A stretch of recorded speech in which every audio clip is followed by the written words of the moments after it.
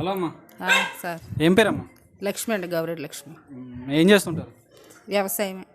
Present ఆంధ్రప్రదేశ్లో జగన్ గారి పరిపాలన ఎలా ఉంది? బాగానే ఉంది. బాగుందంటే ఏ విధంగా బాగుందమ్మా? చాలా బాగుంది.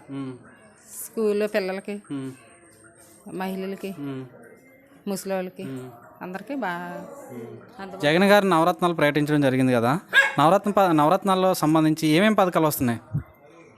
అంటే 45 సంవత్సరాలు వయసున్న మహిళలకి, ముసలి వాళ్ళకి, చిన్నపిల్లలకి, చదువుకునే పిల్లలకు ఇలా అన్నీ బాగానే ఉంటున్నాయి. అన్నీ బాగానే వస్తున్నాయా?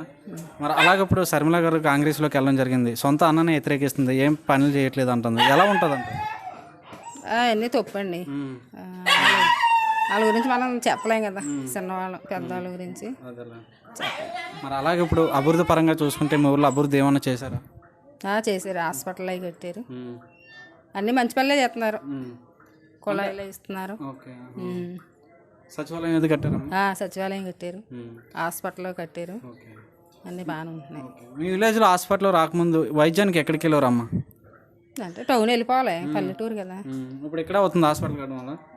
అవుతుందండి, ఎన్నమ్మాలు అందరూ ఉంటారు, బాగానే ఉంటుంది. అలాగే సచివాలయం వల్ల ఎటువంటి పనులు అవుతున్నాయమ్మా?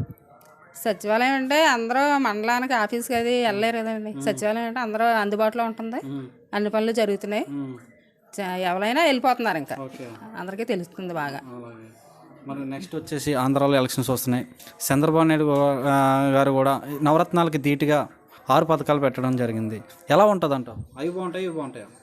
తెలియదండి, అమలు అవుతాయో లేదో తెలియదు. చెప్పడం అంటే చెప్తారు కానీ ఇతనైతే చెప్పడం చేయడం కూడా జరుగుతుంది. మరి ఇప్పుడైతే ఎలక్షన్స్ వస్తున్నాయి కదా, అయినా 4 పోటీ చేస్తున్నారు, అటు పవన్ కళ్యాణ్, ఇటు చంద్రబాబు నాయుడు, అటు శర్మిల గారు, ఇటు జగన్మోహన్ రెడ్డి గారు, ఎలా ఉంటుంది అంటారు? ఏ పార్టీ వస్తుంది అంటారు? జగన్మోహన్ రెడ్డి గారు గెలుస్తారు, ఆయన వస్తారు. Okay, thank you.